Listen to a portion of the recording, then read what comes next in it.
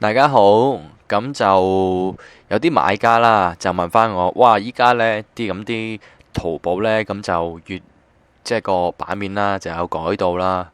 咁就我睇翻你之前啲教學呢，真係唔同晒喎。咁我應該點做呢？咁我今次呢，就 update 翻少少關於淘寶買嘢嘅程序出嚟啦。咁就係用翻依家個新版面啦。咁舊版面其實都冇得用噶啦，係啊。去翻購物車啦，一樣，跟住就點選晒你要集運嘅嘢啦。OK，結算。好啦，咁就嚟到個新版面啦。好明顯，依家係非常之唔同嘅。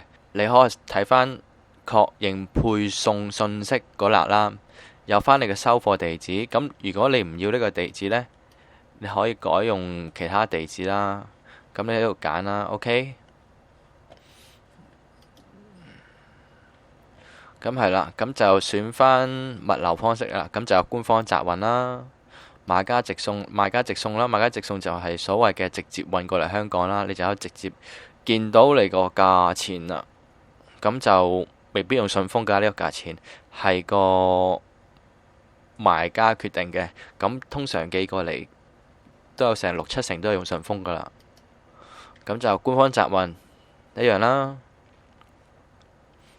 大家記得睇翻個手重。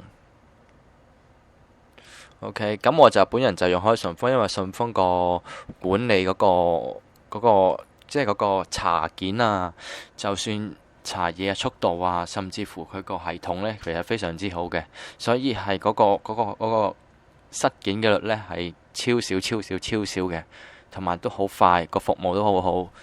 因為呢，其實呢，話俾大家聽，其實打去順豐呢投訴呢，嗰個人呢係會有機會扣分，即係好似我哋中學咁樣會扣分，即係會個信譽會差咗噶嚇。所以呢，佢哋嘅服務係受管制嘅，係啦。咁呢方面題外話啫。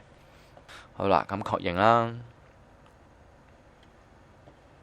咁都要喺呢度呢，提提大家，順豐送上住宅呢係要。依家係要加30蚊啊，並唔係以前嘅18蚊啊。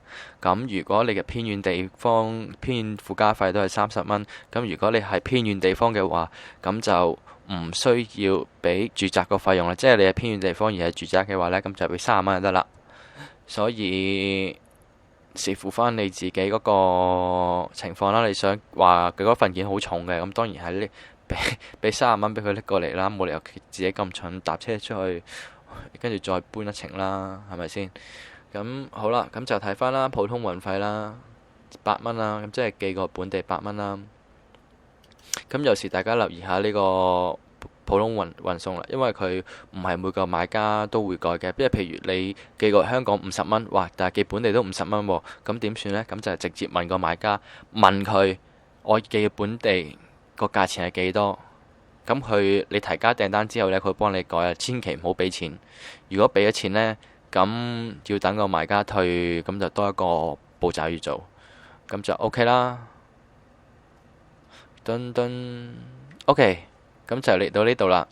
大家可以俾錢啦，用 credit card 啦、八達通啦、PPS 啦、銀行帳戶啦，或者打呢個嘅密碼。如果你帳戶好似我咁有錢喺度嘅，咁就撳個密碼得啦。呢方面我又可以提提大家，依家電話嘅 Apps 呢係超級方便嘅。你只要撳入去，登入咗喺帳單嗰度，然之後揀咗佢，然之後可以用呢個指紋付款嘅，咁就唔記得密碼都唔緊要啦。咁當然你記得密碼好啲，因為有時我都試過1、2次係唔知點解個指紋 detect 唔到，係要打密碼，咁刪咗佢再開翻都 OK 嘅。咁就講到嚟呢度啦，之後集運嘅新版面呢，我會之後再講嘅。